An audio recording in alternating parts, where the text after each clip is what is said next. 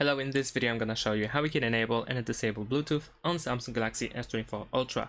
There are two ways to do so. The first one is by going to settings, and then in the settings you want to go to connections, and over here you have Bluetooth, which you can tap on the slider in order to turn it on or turn it off.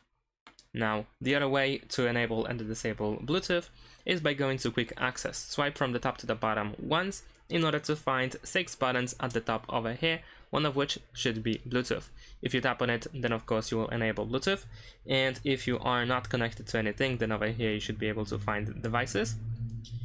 And on the other hand, you can also swipe one more time in order to find more options, and then you should find Bluetooth over here, and then once again you can tap on it in order to find the details, where you can turn on Bluetooth by tapping on the slider on the right side.